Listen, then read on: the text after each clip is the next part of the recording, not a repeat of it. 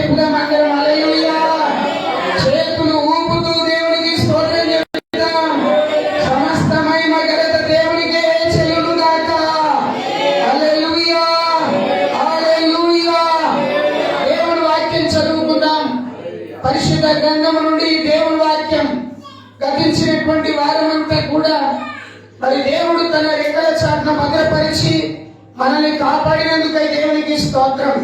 ఇంకొక వారం అయితే మరి డిసెంబర్ మాసంలో మనం అడుగు పెడతాం. కాబట్టి జాగ్రత్తగా ప్రార్థన చేయండి. మరి మన జీవితాల్లో సంవత్సరం ముగింపు కాలంలోకి వస్తున్నాం. కాబట్టి జాగ్రత్తగా దేవుని సన్నిధిలో మెలకువగలిగి ప్రార్థన చేయడానికి దేవుని దగ్గర మీ స్థితిగతులను మీరు స్థిరపరచుకోవాలని కోరుతున్నాను. దేవుని వాక్యాన్ని మనం చదువుదాం. పరిశుద్ధ గ్రంథం నుండి కీర్తన గ్రంథం వాక్యాన్ని తీసుకునండి. కీర్తన గ్రంథం దైవలేఖనం 119వ కీర్తన 136వ వచనం శ్రద్ధగా మనం చదువుదాం. 119వ కీర్తన 136వ వచనం. అందరూ బైబిల్ తెరవాలి. బైబిల్ ముయ్యద్దు. బైబిల్ ముయ్యద్దు. బైబిల్ తెరిచి మీకు చదువు రాకపోయినా దాన్ని పెట్టుకోవాలి. దేవుని స్తోత్రం చూడాలి. స్తోత్రం హల్లెలూయా. బైబిల్ లేనివాడికి బతుకు లేదు. ఏమండి? బైబిల్ లేనివాడికి బతుకు లేదు. మా పిల్లలు అప్పుడప్పుడు ప్రయాణం చేసేటప్పుడు అంటారు, ఏమని తెలుసా, డాడీ బైబిల్ ఎందుకు అని అంటే నేను అన్నాను, నా బతికే బైబిల్. దేవునికి స్తోత్రం హల్లెలూయా. ఇది లేకుంటే నాకు బ్రతుకు లేదు. ఇందులో ఏమున్నదో తెలుసా? జీవము కలిగిన దేవుని యొక్క వాక్యం ఉన్నది కనుక అది నన్ను జీవింపజేస్తుంది. శ్రద్ధగా విందాం, వాక్యం విందాం. దేవునికి స్తోత్రం. కీర్తన గ్రంథం 119వ కీర్తన 136వ వచనం చదవండి. జనులు నీ ధర్మశాసనములు అనుసరింపకపోయినందుకు నా కన్నీరు ఏరులై పారుచున్నది. కీర్తన గ్రంథము 119వ కీర్తన 136వ వచనం పరిశుద్ధ లేఖనం ఇలాగున జ్ఞాపకం చేస్తున్నది. జనులు నీ ధర్మశాస్త్రమును అనుసరింపకపోయినందుకు నా కన్నీరు ఏరులై పారుచున్నది. భక్తుడైనటువంటి దేవుని సన్నిధిలో ఒక భక్తుడు ఇలాగున ప్రార్థన పూర్వకంగా దేవుని వాక్యములో నుండి కొన్ని మాటలు తెలియపరుస్తున్నాడు. ఏమని తెలియపరుస్తున్నాడు అని అంటే, జనులు దేవుని నమ్మినా నమ్మకపోయినా ఆ ప్రజలట దేవుని యొక్క ధర్మశాస్త్రమును అనుసరింపకపోయినందుకు నా కన్నీరు ఏరులై పారింది. కన్నీరు ఏరులై పారింది. ఎందుకు కన్నీరు ఏరులై పారినాయి? జనులు దేవుని యొక్క ధర్మశాస్త్రమును, దేవుని యొక్క వాక్యమును, దేవుని యొక్క మాటలను వారు అనుసరింపకపోయినందువలన, హల్లెలూయా, అనుసరింపకపోయినందువలన భక్తుడు అంటున్నాడు, నా కన్నీరు ఏరులై పారింది.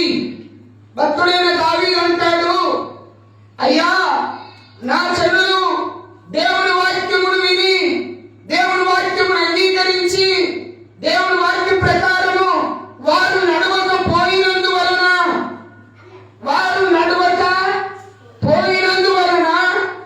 నా కన్నీరు ఏరులై పారింది. హల్లెలూయా.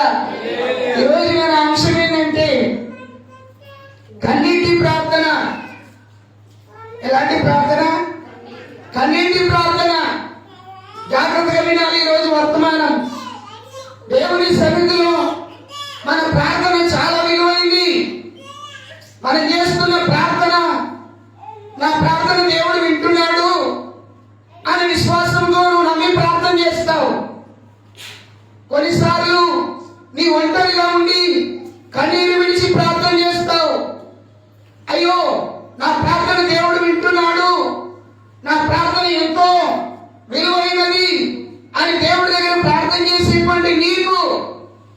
రోజు నా కన్నీటి ప్రార్థనల గురించిన విలువను నీకు తెలియపరచాలని ఆశపడుతున్నాను.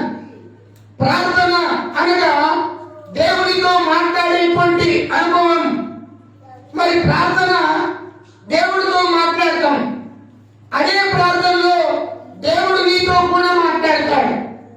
ప్రార్థన చేస్తే యేసు ప్రభుదేవా నన్ను దీవించు, ఆశీర్వదించు అని చిన్న ప్రార్థనే కావచ్చు, ఆహారం కోసం చేసే ప్రార్థనే కావచ్చు, వస్త్రాల కోసం చేసే ప్రార్థనే కావచ్చు. మరి ఏ ప్రార్థనైనా ఆ ప్రార్థన దేవుని అడిగేది. అంతేకాకుండా అదే ప్రార్థనలో దేవుడు నీతో మాట్లాడేటువంటి విషయం. ప్రార్థన చాలా విలువైనది. ప్రార్థన చేస్తే ఏం జరుగుతుందో తెలుసా? పరలోకం నుండి దేవుని మహిమ దిగి వస్తుంది. హల్లెలూయా.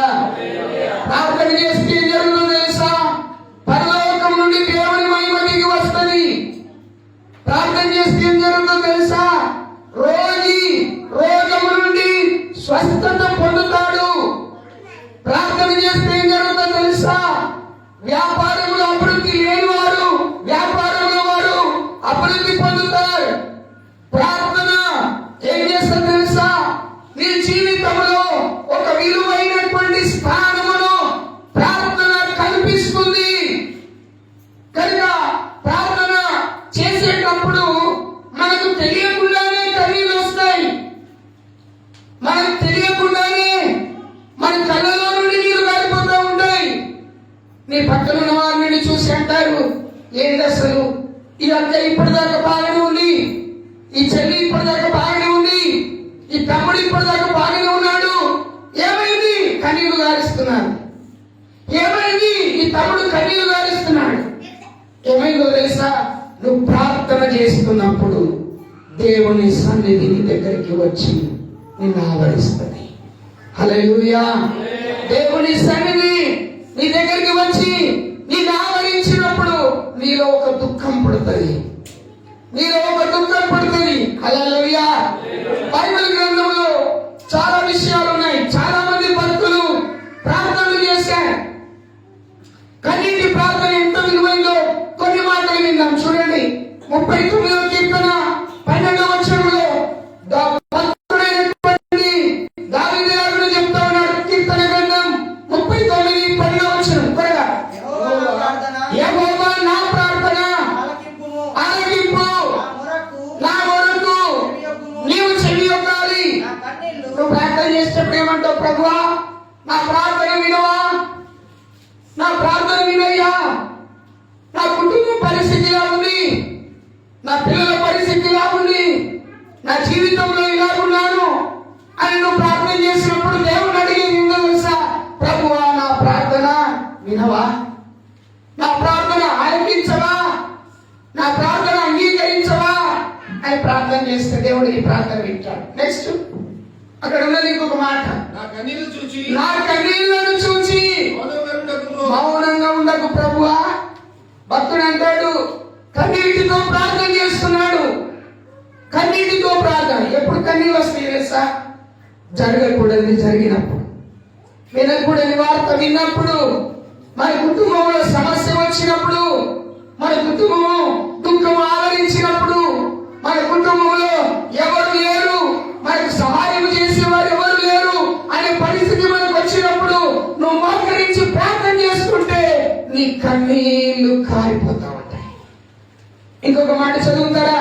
42వ కీర్తన 3వ వచనం. అక్కడ భక్తుడు మరొక మాట చెప్తున్నాడు, నీ దేవుడు ఏమాయనని వారు నిత్యము నాతో అనుచుండగా రాత్రి పగళ్ళు. అబ్బా ఎంత మంచి మాట.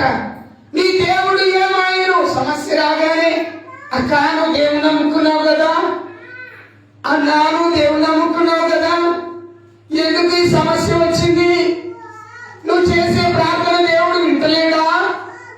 నీవు చేసే ప్రార్థన దేవుడు ఆలకిస్తలేడా అని ప్రజలు నీ దగ్గరికి వచ్చి ప్రజలు నీతో మాట్లాడినప్పుడు, ప్రజలు నిన్ను పరిశీలించి నిన్ను గాయపరిచినప్పుడు నీకు కలిగిన దుఃఖముతో దేవుడి దగ్గర ఎలా ప్రార్థన చేయాలో తెలుసా?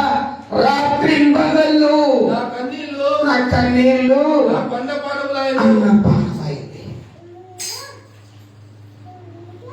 మన ప్రియులను మనం కోల్పోయినప్పుడు, మనకు కావలసిన వారు మన దగ్గర నుండి దూరమైపోయినప్పుడు మన కన్నీళ్ళే మనకు అన్నపానం.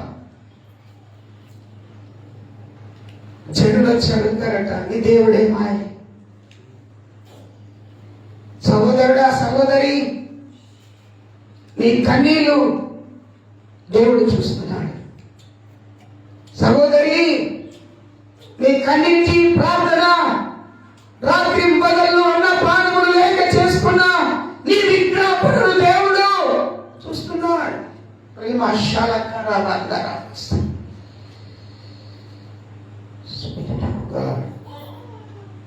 ఇంకో మాట చదువుదాం.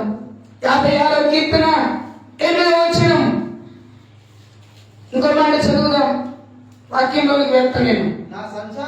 నా సంచారములను నీవు లెక్కించి ఉన్నావు. నా కన్నీళ్లు నీ బుడ్డిలో. చాలా మందికి డౌట్, నేను కన్నీటితో ప్రార్థన చేస్తున్నాను, మరి ఇంత ప్రార్థన చేసిన నా ప్రార్థన నా దేవుడు ఎందుకు వినట్లేదు? నా కన్నీళ్లు వ్యర్థమైపోతున్నాయి, నా కన్నీళ్లు వ్యర్థమైపోతున్నాయి, నేను ఏడ్చిన ఏడుపు, నేను దుఃఖపడిన దుఃఖం వ్యర్థమైపోతుంది అని అనుకుంటున్నటువంటి నా ప్రియ సహోదరి, సహోదరుడా, ఇదిగో ఈ ఉదయకాలం దేవుడు నీతో మాట్లాడుతున్న మాట. 56వ కీర్తన 8వ వచనంలో స్పష్టంగా దేవుడు అంటున్నాడు. చదవండి. నా సంచారములు నీవు లెక్కించి ఉన్నావు. నా కన్నీళ్లు అంటే నేను ఎక్కడికి తిరుగుతున్నానో, నేనేం చేస్తున్నానో నీవు లెక్కించావు. నా కన్నీళ్లు నీ బుద్ధిలో. అబ్బా, ఎంత గొప్ప మాట అండి.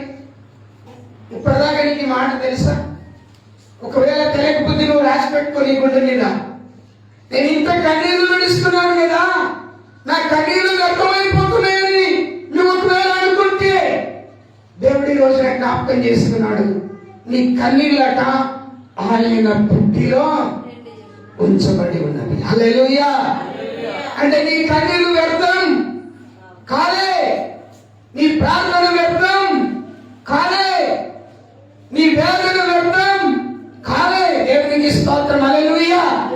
చూడండి ప్రియులారా, బైబిల్ గ్రంథములో ఆది కాండం మొదలుకొని ప్రకటన గ్రంథం వరకు ఎంతో మంది భక్తులు ప్రార్థన చేశారు. ఎంతో మంది భక్తులు ప్రార్థన చేశారు. వారి ప్రార్థనలు ఎన్నడూ కూడా అర్థం కాలేదు. ఎంతో మంది కన్నీటితో ప్రార్థన చేశారు. ఎంతో మంది వ్యాధులతో ప్రార్థన చేశారు. ఎంతో మంది వారి హృదయాన్ని పగలగొట్టుకొని ప్రార్థన చేశారు. అందులో నుండి ఒక ముగ్గురు వ్యక్తులను ఈరోజు చకచక చెప్పి ముగిస్తాను. మొట్టమొదటి వ్యక్తి, మీరు బైబిల్లో గమనించినట్లయితే యేసు ప్రభుల వారు ఈ లోకంలో జీవించిన కాలంలో మనం నేర్చుకోవలసినటువంటి సంగతులను ఆయన గుర్తు చేశాడండి. గుర్తు చేశాడు. యేసు ప్రభు యెరూషలేము మహాపట్టణాన్ని గురించి గుర్తు చేశాడు. యెరూషలేము మహాపట్టణం ఎంతో శ్రేష్టమైనది. ఈ పట్టణం విషయంలో ఒక భక్తుడు ప్రార్థన చేస్తున్నాడు. ఆ భక్తుడి పేరేంటో తెలుసా?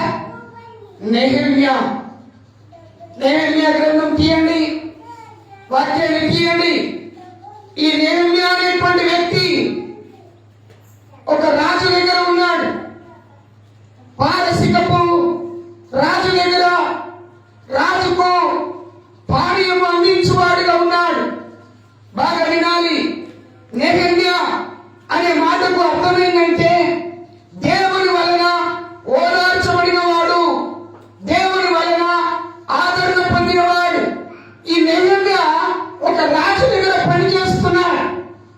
రాజు సింహాసనం మీద కూర్చుంటే, ఇద్దరు పిల్లలు రండి. ఓ రాజు సింహాసనం మీద కూర్చుంటే ఏం చేస్తున్నాడు? ఈ నెహెమ్యా రాజుకు ఉపచారం చేస్తున్నాడు. ఏం పని చేస్తున్నాడు ఈయన? ఈయన రాజు అనుకోండి. ఈయన రాజు అనుకోండి, ఈయన రాజు కూర్చో. ఈయన పేరు బైబిల్ గ్రంథంలో నెహెమ్యా గ్రంథం 2వ అధ్యాయం 1వ వచనంలో ఉంటుంది. ఏం పేరుంది అక్కడ? ఏ పేరుంది అమ్మా? ఏం పేరుంది?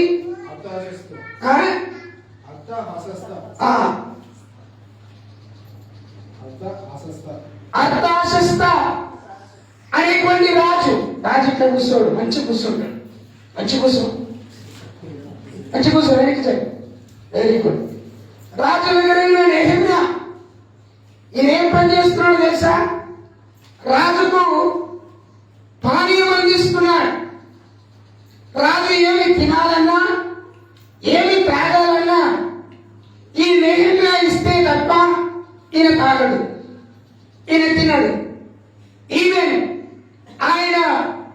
ఆయన దగ్గర ఉన్నటువంటి ఆయన భార్య అయినా, ఆయన పిల్లలైనా ఏదైనా తీసుకొని వచ్చి ఇస్తే కూడా అయినా తినడు. ఎందుకు? ఆయన తినాలంటే నెహెమ్యా యొక్క పర్మిషన్ కావాలి. ఈ నెహెమ్యా రాజుకు మోకరించి రాజుకి ఏం చేస్తున్నాడు? పానీయం అందిస్తున్నాడు. ఈ పానీయాన్ని అందిస్తుంటే ఆ పానీయాన్ని తీసుకునేటువంటి రాజు నేనేం ఇచ్చాడంటే సంతోషంగా తీసుకుంటున్నాడు, ఆనందంగా తీసుకుంటున్నాడు, అద్భుతంగా స్వీకరిస్తున్నాడు.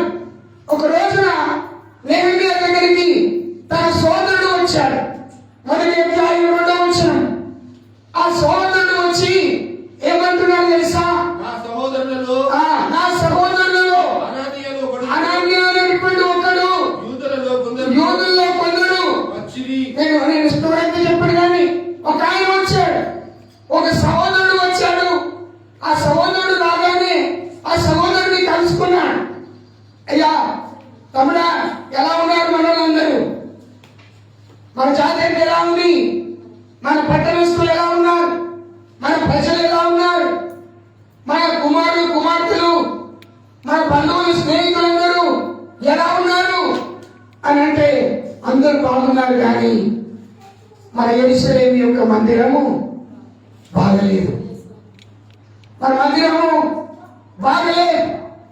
మందిరం యొక్క గోడలన్నీ కూలిపోయినాయి. యెరూషలేము ప్రాకారాలు కూలిపోయినాయి.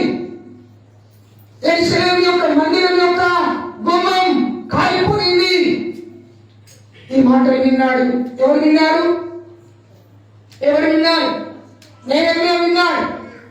అయ్యో, మా మందిరం యొక్క గోడలు కూలిపోయినాయి, మా మందిరం యొక్క గుమ్మములు కాల్చివేయబడ్డాయి. నేను బైబిల్లో చదువుతుంటే 14 గుమ్మాలు ఉన్నాయి యెరూషలేము మందిరానికి. ఎన్ని గుమ్మాలండి? 14, 12 గుమ్మాలు ఉన్నాయి సుమారుగా. ఈ 12 గుమ్మాలు కాల్చివేయబడ్డాయి. ఏది కూడా బాగలేదు. గోడలు కూలిపోయినాయి, మందిరం కూలిపోయింది, పరిస్థితి వేరుగా ఉంది.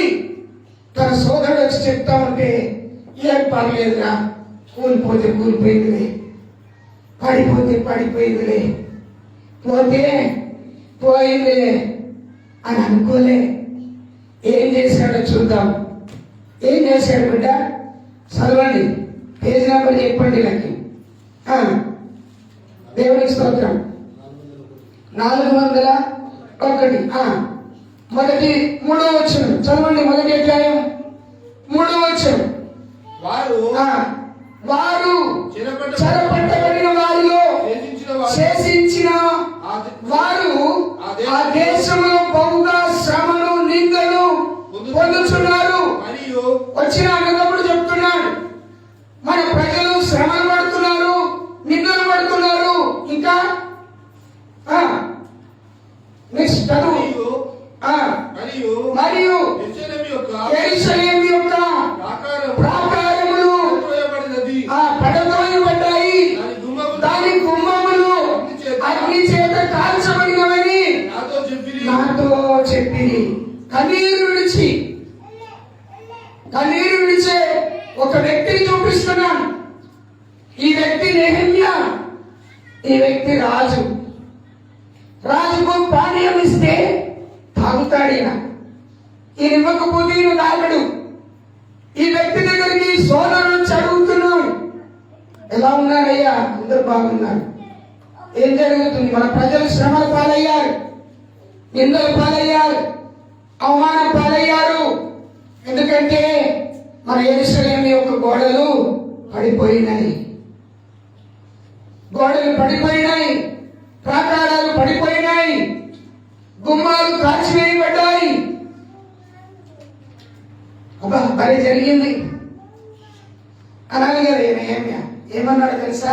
4వ వచనం, ఈ మాటలు విన్నప్పుడు నేను కూర్చుండి ఏడ్చి కొన్ని దినములు హల్లెలూయా నేను కూర్చుండి ఏడ్చి కొన్ని దినములు దుఃఖముతో ఉపవాసముండి ఆకాశమందు నా దేవుని ఎదుట విజ్ఞాపన.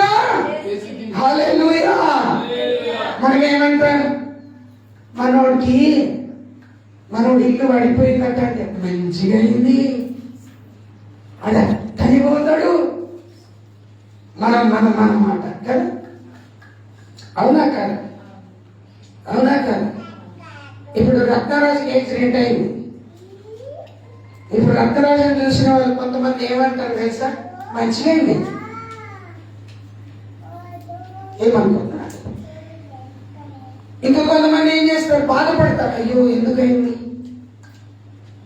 ఇంకో కొంతమంది ఏమనుకుంటారు? అయ్యో ఎట్లా జరిగింది. ఇంకా కొంతమంది ఏమనుకుంటారు? ప్రేమ ఎక్కువ ఉన్నవారు ఏం చేస్తారు? పరిగెత్తుకుంటూ వెళ్ళిపోతారు, వెళ్ళిపోయి చూస్తారు. నేహెమ్యా పరిస్థితి ఏంటిదో తెలుసా? యెరూషలేము ప్రాకారాలు కూలిపోయినాయి, ప్రజలు ఇబ్బందుల్లో ఉన్నారు, శ్రమల పాలయ్యారు, బాధల పాలయ్యారు. ఈయన విన్నప్పుడు ఏం చేశాడట? అమ్మా ఏం చేశాడు? వాక్యం ఏం చెప్తుంది? ఆ మాటలు విన్నప్పుడు దుఃఖముతో ఏడ్చి హల్లెలూయా కూర్చొని ఏడ్చి కొన్ని దినములు దుఃఖముతో ఉపవాసం ఉండి ప్రార్థన చేశాడు. కన్నీళ్లు విడిచాడండి. ఎవరి కొరకు? ఆయన భార్య కొరక, ఆయన తోబుట్టుల కొరక, ఆయన కుమారుల కొరక, కుమార్తెల కొరక. ఎవరి కొరకు ఆ దుఃఖం? ఎవరి కొరకు ఆయన కన్నీళ్లు? ఎవరి కొరకు ఆయన వేదన? ఎవరి కొరకు ఆయన అంగలార్పు? ఎవరి కొరకు దుఃఖము గురై ఉపవాసం ఉన్నాడు? ఎందుకో తెలుసా? యెరూషలేము ప్రాకారము కొరకు. యెరూషలేము దేవుని యొక్క మందిరం, యెరూషలేము దేవుడు నివసించే స్థలం, అది పరిశుద్ధమైన స్థలం. ఆ స్థలములో గోడలు పడిపోయినాయి, గుమ్మాలు కాల్చబడ్డాయి. వేదనతో దుఃఖముతో ఉన్నాడండి. ఎన్ని నెలలు ఏడ్చాడు తెలుసా? బైబిల్ చెప్తున్నది 6 నెలలు కన్నీటితో ప్రార్థన చేశాడట. ఎన్ని నెలలండి? మనకు నిమిషంగా వాళ్ళని చచ్చిపోయినారు అనుకోండి, అప్పుడప్పుడు ఈ కథ చెప్తా నేను. ఒక కోడలట వాళ్ళ అత్త చనిపోయినప్పుడు సాగిపోయిందంట. అదే పోయి అందరు ఏడుస్తుంటే ఈయన కూడా అక్కడ కూర్చొని ఏడుస్తుందంట. ఒక తల్లి తీసుకొచ్చి గ్లాసులో నీళ్ళు ఇస్తుందట. అమ్మ బాగా ఏడ్చినావు, కొన్ని నీళ్ళు తాగు. లేదు లేదు లేదు నేను తాగను. మా అత్త బ్రతుకున్నప్పుడు ఎంత బాగుండే, ఎంత కష్టపడ్డది, ఎంత బాధపడ్డది. ఇల్లు కట్టింది, పొలం కొన్నది, ఎడ్లను కొన్నది, బర్లను కొన్నది, అన్నింటినీ కొన్నది. ఆఖరికి మమ్మల్ని ఇడిచి పోయింది. అయ్యో ఈ దుఃఖం నా వల్ల కాదు అని అంటుంది. నీళ్ళు ఎక్కడ పెడితే ఆ నీళ్ళలో ఏలు ముంచుతుంది, కళ్ళకు రాస్తుంది, ముంచుతుంది, రాస్తుంది. డ్రామా ఏడుపు. పాపం చూసిన వాళ్ళందరూ అనుకుంటున్నారు ఈ కోడలికి అత్తంటే ఎంత ప్రేమ. అలాంటి ఏడుపు ఏమీ ఏడవలే. ఎలాంటి ఏడుపు ఏడ్చాడు తెలుసా? దేవుని మందిరము గురించి విన్నప్పుడు, ఆయన మోకరించడం ప్రారంభం చేశాడు. దుఃఖము కూడా ప్రారంభం చేశాడు తన దుఃఖాన్ని. అయ్యో ప్రభువా, నీ మందిరంలో గోడలు కూలిపోయినాయి అయ్యా. అయ్యో నీ మందిరంలో నాయనా గుమ్మాలు కాల్చబడ్డాయ్యా. శపించలేడు ఆయన. కాల్చిన వారిని శపించలే, కాల్చిన వారిని నిందించలే, కొనగొట్టిన వారి కొరకు ఆయన ప్రార్థనలో వారు పోవును గాక అని అనలే. ప్రార్థన చేశాడు హృదయాన్ని తెరిచి. 6 నెలలు, ఇంచుమించు 6 నెలలు దేవుని దగ్గర ప్రార్థన చేశాడు. 6 నెలల వరకు రాజు దగ్గరికి వెళ్ళలే. 6 నెలల వరకు ఆయన చేతిలో ఉన్న పానీయం ఇవ్వలే. ఏమైంది అసలు? ఏమైంది అసలు నెహెమ్యా? ఒకరోజు రాజు పిలిచి అడిగా, నెహెమ్యా, వాట్ హ్యాపెన్? క్యా హో గయా ఆప్కో? నెహెమ్యా అంటున్నాడు, అయ్యా, మేము పవిత్రంగా పూజించే, పవిత్రంగా దేవుని ఆరాధించే దేవుని ఆలయం ఉండేటువంటి యెరూషలేము ప్రాకారములు కూలిపోయినాయి, గుమ్మాలు కాల్చివేయబడ్డాయి. ఎందుకు నీ ముఖం వికారంగా ఉంది? ఎందుకు నీ ముఖం గుంజుకొని పోయింది? ఎందుకు నీ ఇంకా దుఃఖం కూడా అయినావు? ఏంటి కారణం? నా మందిరం, నా మందిరం, దేవుని ఆరాధించే మందిరం, ఆ గోడలు కూలిపోయినాయ్యా. నా మందిరం పాడైపోయింది, నా మందిరం గుమ్మం కాలిపోయింది. నాకు దుఃఖం ఉండదా? అక్క, ఇది నీ మందిరం. అన్నా, ఇది నీ మందిరం. గుర్తు చేసుకో, నీకెంత దుఃఖం ఉండాలి. నేను ప్రార్థన చేసి రాజు దగ్గరికి వస్తే రాజు అన్నాడు, నెహెమ్యా, నువ్వు భయపడకు, ఆ మందిరానికి ఏమేమి కావాలో అవన్నీ నేను ఇస్తాను, నువ్వు మొదట. స్తోత్రం, హల్లెలూయా. కన్నీటి ప్రార్థన రాజు యొక్క హృదయాన్ని కలిగించింది. కన్నీటి ప్రార్థన రాజు యొక్క మనస్సును కలిగించి వేసింది. రాజు సెలవివ్వడమే కాదు, దానికి కావలసినవన్నీ కూడా ఇచ్చి పంపించాడు. మొదటి వ్యక్తి. స్తోత్రం, హల్లెలూయా. రెండవ వ్యక్తి యేసు ప్రభువు వారు కన్నీరు గార్చి ప్రార్థన చేశాడండి. చూస్తారా? యోహాను సువార్త 11వ అధ్యాయం 35వ వచనం. యేసు ప్రభువు వారు కన్నీరు గార్చాడండి. ఒకసారి చూద్దాం. 11వ అధ్యాయం 36వ వచనం. యేసు కన్నీళ్లు విడిచి, కాబట్టి ఎందుకు విడిచాడు కన్నీళ్లు? 34వ వచనం. 34వ వచనం. వారు ప్రభువా వచ్చి చూడమని 32 నుంచి చదువుదాం.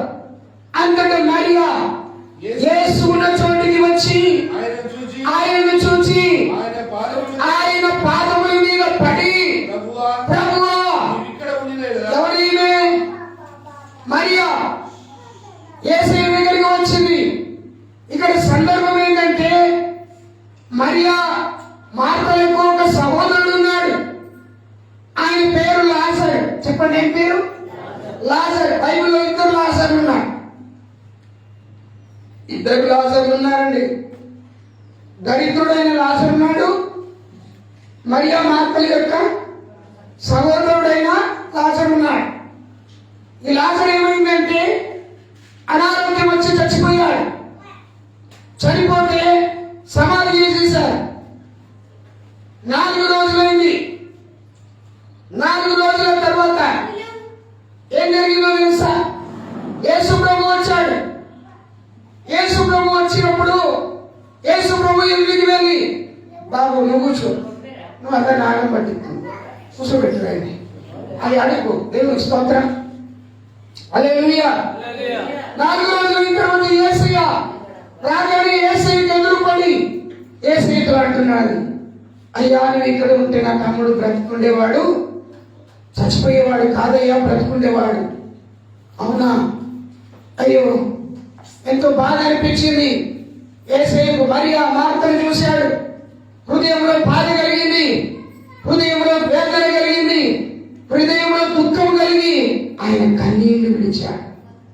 ఒక వ్యక్తి మరణిస్తే ఒక వ్యక్తి పట్ల యేసు ప్రభువులకు ఎంత ప్రేమను మీరు చూడాలి. ఇక్కడ ఒక వ్యక్తి పట్ల యేసు ప్రభువులకు ఎంత ప్రేమను మనం ఒకసారి అర్థం చేసుకోవాలి. నీ కొరకు కన్నీళ్లు విడిచేటువంటి పరిస్థితి నీకు రావాలి. బిడ్డలారా, తల్లిదండ్రులారా, నీవు నీ పిల్లల కొరకు ఎంత కన్నీళ్లు విడుస్తున్నావో, ఎంత వేదన పడుతున్నావో, నీ పిల్లలు మార్పు లేదని, నీ పిల్లలు విశ్వాసం లేదని, నీ పిల్లలు భక్తి లేదని, నీ పిల్లలు భయం లేదని, ఓ తల్లిదండ్రులారా, ఓ అన్నదమ్ములారా, మీరు ఎంత వేదనతో కన్నీటితో ప్రార్థిస్తున్నారో మీరు గుర్తెరగాలి. యేసు ప్రభు లాజరు చనిపోయిన సంగతి విన్నాడు, కన్నీళ్లు విడిచి ప్రార్థన చేశాడు, కన్నీళ్లు విడిచాడు. ఈజ్ క్రైమ్, ఏడ్చాడు. మనం ఎప్పుడు కన్నీళ్లు విడుస్తున్నాం? దేవుని మందిరంలోకి వచ్చినప్పుడు ఈ ప్రార్థన ఎలా ఉండాలో తెలుసా? నీకుండే పగిలిపోవాలి. అయ్యో నేను ప్రభు దగ్గరికి వచ్చాను, నా కన్నీళ్లు చూడాలి, నా కన్నీళ్లు ఆయన పుట్టిలో ఉండాలి, నా ప్రార్థన ఆయన అంగీకరించాలి, నా ప్రార్థన ద్వారా నా కుటుంబం రక్షింపబడాలి, నా ప్రార్థన ద్వారా నా కుటుంబంలో క్షేమం కలగాలి, నా ప్రార్థన ద్వారా నా వంశం రక్షింపబడాలి అని కన్నీరు విడిచే వ్యక్తిగానే ఉండాలి.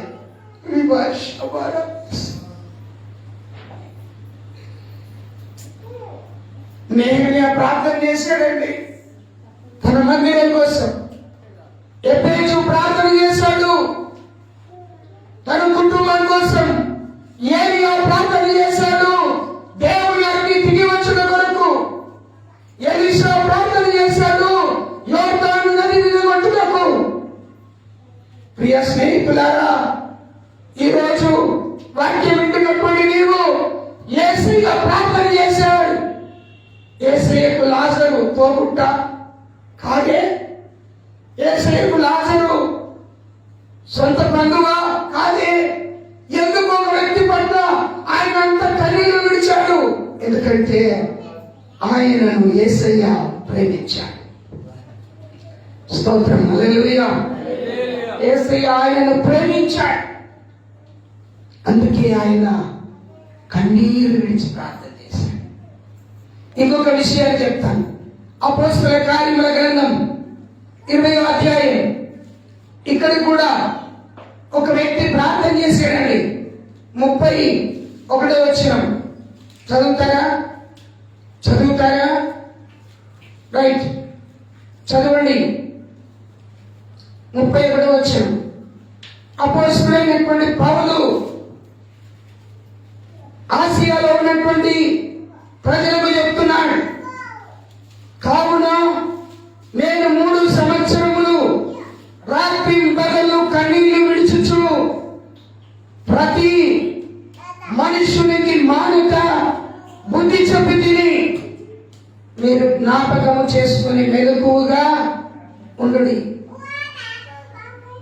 పౌలు ఏమంటున్నాడు తెలుసా?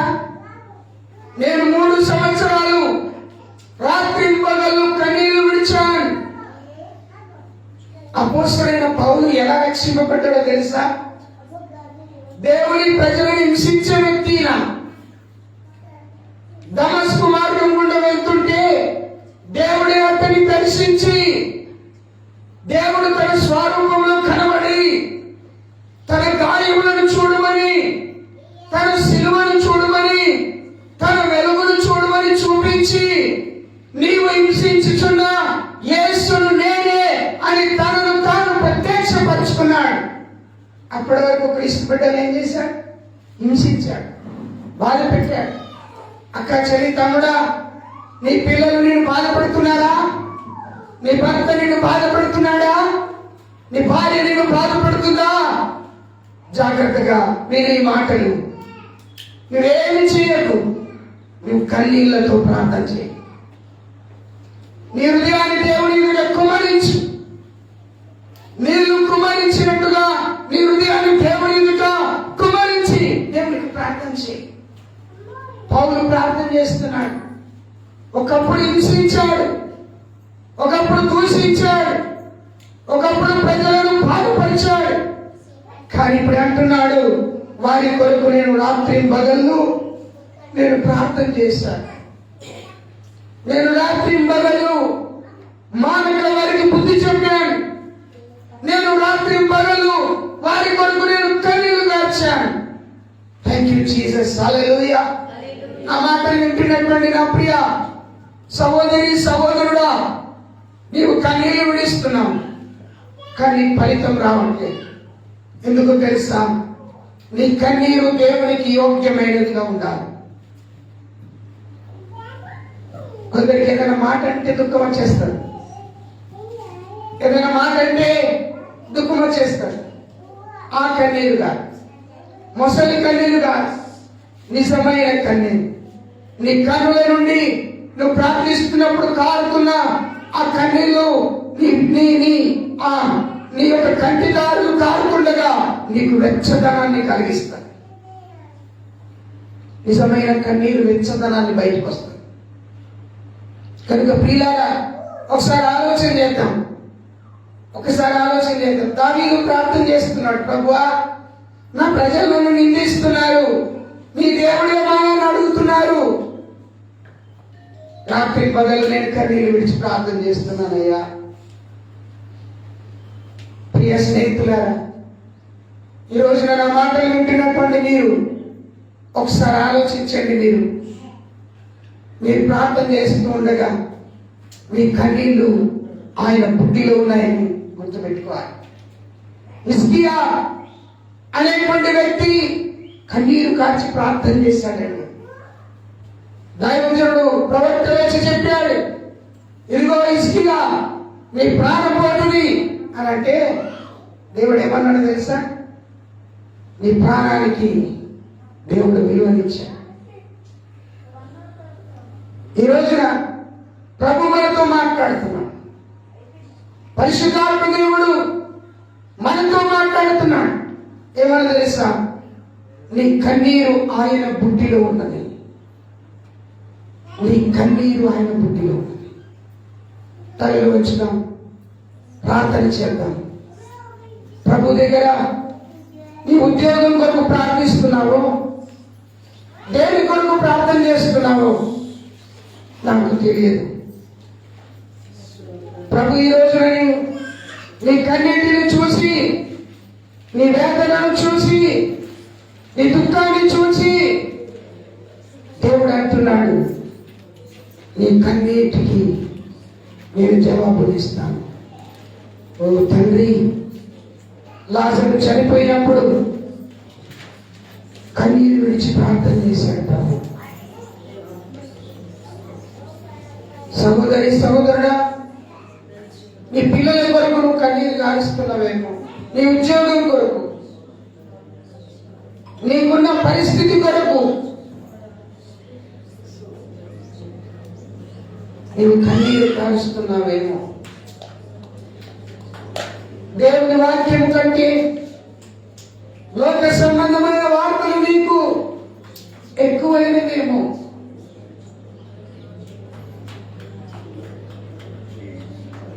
లోకము నశించిపోతున్నది. లోకములో ఉన్న ప్రజలు పాడైపోతున్నారు. వారి కొరకు నువ్వు ప్రార్థించగలుగుతావా? కన్నీరు కార్చి దేవునికి నీవు మొరపెట్టగలుగుతావా? నీ బంధువుల కొరకు కన్నీరు కార్చి ప్రార్థించగలుగుతావా? నీ బిడ్డలు యవనస్తులైపోయారు, వారు నీ మాట వినటం లేదు. ఎన్నిసార్లు గర్దించినా వినటం లేదే. నువ్వు ప్రార్థన చేస్తావా కన్నీటితో? హిజ్కియా ప్రార్థన చేశాడు కన్నీళ్లు విడిచి.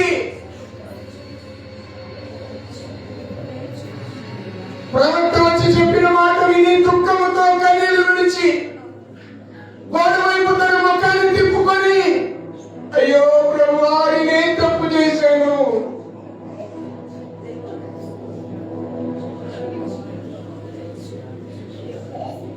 దేవుడు వెంటనే జవాబిచ్చాడు.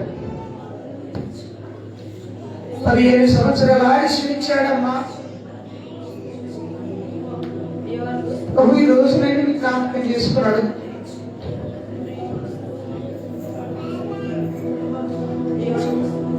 ఆయన సన్నిధి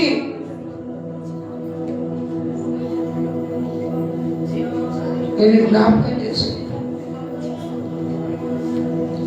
ఏమంటా ఉన్నాను, నేను ఎవరికి తెలియకుండా ప్రార్థన చేస్తున్నాను.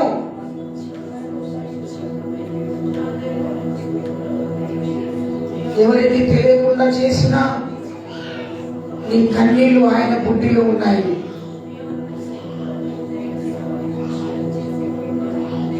వ్యాపారం జరగటం లేదని ఎంతో మంది సేవకులకు ఫోన్లు చేసి ప్రార్థన చేయించుకుంటున్నావు. ఎందరూ ప్రార్థన చేసినా నీ వ్యాపారం, నీ కుటుంబం చక్కపరచడం లేదు. కారణం ఏంటో తెలుసా? వారు కాదు ప్రార్థన చేయాల్సింది, నువ్వు చేయాలి ప్రార్థన. వారు కాదు మనం పెట్టాల్సింది, నీవు కన్నీళ్లు విడవాలి.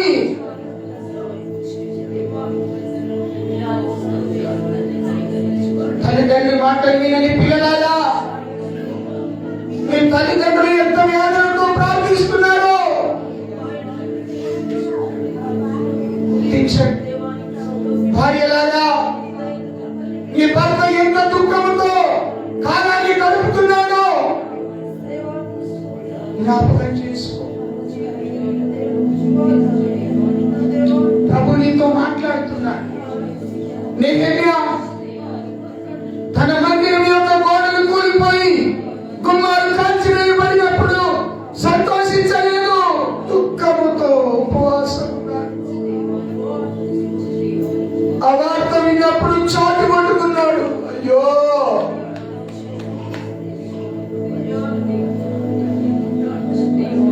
నేను ఆరాధించే మందిరం, నేను ప్రార్థించే మందిరం ఇలా ఉన్నదయ్యా.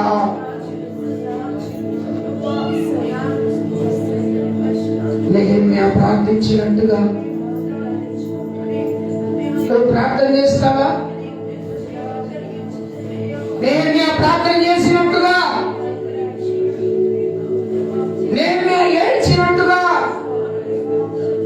నెహెమ్యా ఉపవాసం ఉండినట్టుగా, నెహెమ్యా త్యాగం చేసినట్టుగా, నెహెమ్యా దేవుని యొక్క సన్నిధిలో రాజు దగ్గరికి వెళ్ళి ధైర్యముగా చెప్పినట్టుగా దేవుని దగ్గరికి వచ్చి ప్రార్థిస్తావా?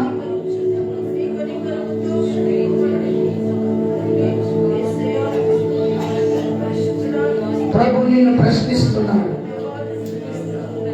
నువ్వు మరణించి సమాధి చేయబడి ప్రభు వచ్చినప్పుడు లేపబడి ప్రభు దగ్గరికి వెళ్ళినప్పుడు ఆయన నిన్ను అడుగుతాడు, నీ కన్నీళ్లు ఎక్కడా? Where is your thighs? నీ కన్నీళ్లు ఎక్కడమ్మా? Thank you Jesus.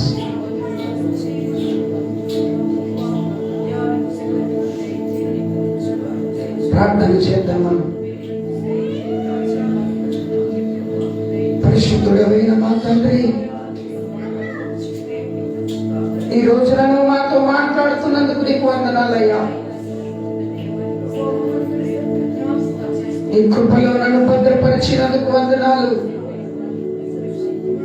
నీ మహిమ చాటున మమ్మలను స్థిరపరిచినందుకు వందనాలు. కన్నీళ్ళే నాకు అన్నప్పు అనుభవం.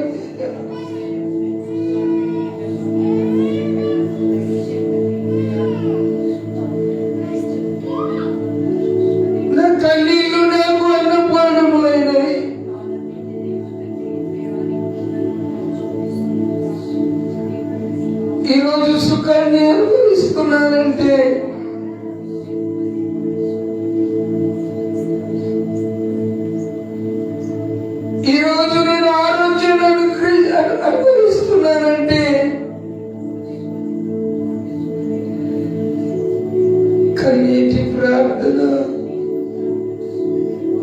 అయ్యారా నువ్వు క్షేమంగా ఉంటున్నావంటే నీ దైవజనుడి ప్రార్థన.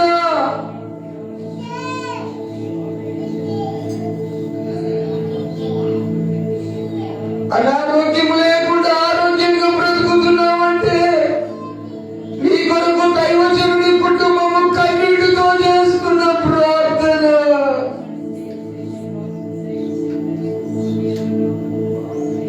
అయ్యా రాత్రింబగళ్ళు అన్నపానములు మాని దావీదంటున్నాడు, నేను నీకు ప్రార్థన చేస్తున్నానయ్యా.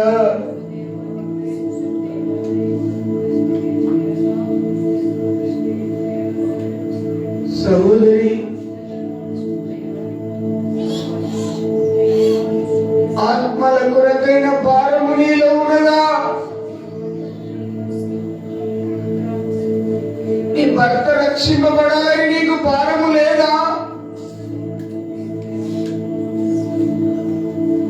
నీ బంధువులకు రక్షణ కావాలనే భారము నీకు లేదా?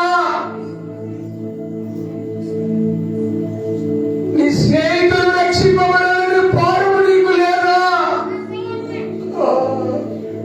అయ్యా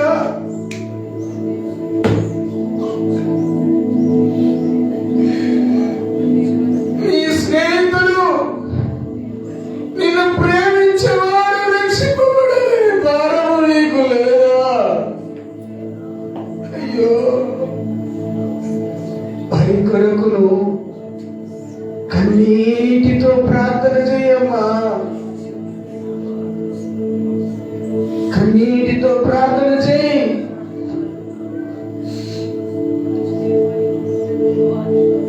నీ ఇంటిలో నీకు సమాధానం లేదు. నువ్వు ఏ పని చేసినా వర్తిల్లటం లేదు.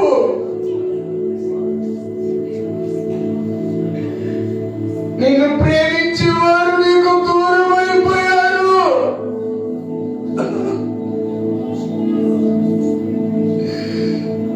అయ్యా నాకు కన్నీటి ప్రార్థన ఏముంటుంది? నీవిచ్చని కన్నీళ్లు నా కళ్ళ నుండి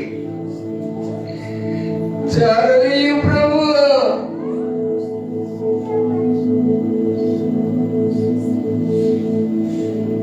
ప్రభు ఈ రోజు జ్ఞాపకం చేసుకుంటున్నాడు తల్లి.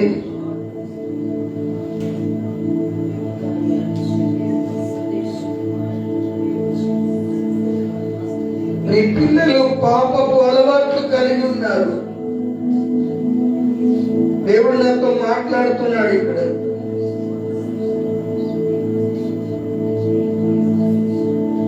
కారణం ఏంటిదో తెలుసా?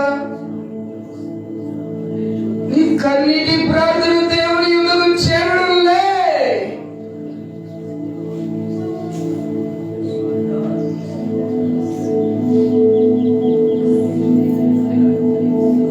ప్రార్థించుదాం. ఒకసారి రెండు చేతులు పైకెత్తి, అయ్యా నేను లోపడతాను, నేను నీ మాట వింటాను. నేను చేసినట్టుగా ప్రార్థన, హిజ్కియా చేసినట్టుగా ప్రార్థన, పౌలు భక్తుడు చేసినట్టుగా ప్రార్థన, నీవు చేసినట్టుగా ప్రార్థన నేను చేస్తానయ్యా.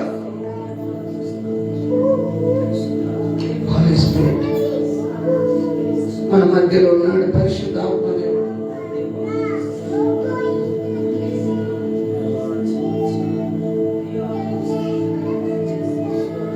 నీ కన్నీళ్లు తుడవబడాలంటే నీ కన్నీళ్లు కాచాలి.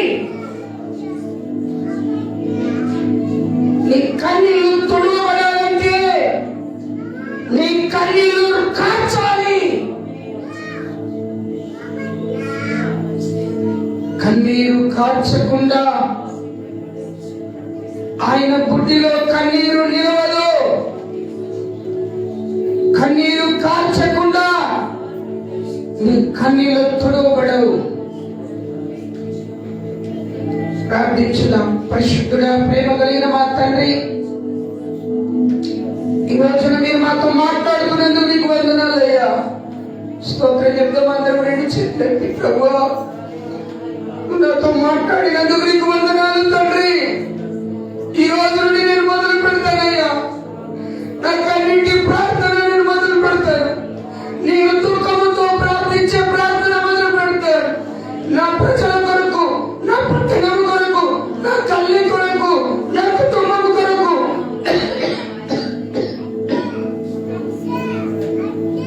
నేను ప్రార్థిస్తానయ్యా. నేను ప్రార్థిస్తాను. సహాయం చేయండి తండ్రి. ఇక్కడ ఉన్న ప్రతి బిడ్డని మీరు దీవించు. ఎవరైతే సమర్పించుకున్నారో వారి సమర్పణ యావత్తు వారికి చదువును గాక. మీ దాసుడుగా నేను వారిని దీవిస్తున్నాను. నీవు వారిని దీవించు తండ్రి. వారి నిర్ణయ ప్రకారం వారికి చదువును గాక. వారి కుటుంబంలో నెమ్మది శాంతి కలుగును గాక. నీకు వందనాలు చెల్లిస్తూ ఈ ఆరాధన అంతటిని, ఈ ప్రార్థన అంతటిని, ఈ వాక్యం అంతటిని నీకే సమర్పిస్తూ యేసు నామం పేరిట ప్రార్థించి వేడుకుంటున్నాం తండ్రి. ఆమేన్. మన పరమ తండ్రి అయిన దేవుని ప్రేమ, ఆయన కుమారుడు యేసుక్రీస్తు వారి కృప, పరిశుద్ధాత్మ సన్నిధి నిత్యము మనకు తోడై ఉండి నడిపించి కాపాడును గాక. ఆమేన్. ఆమేన్. యేసు రక్తమే జయం, సిలువ రక్తమే జయం. యేసు నామానికి సంపూర్ణ విజయము కలుగును గాక. ఆమేన్. అలాగే కూర్చోండి.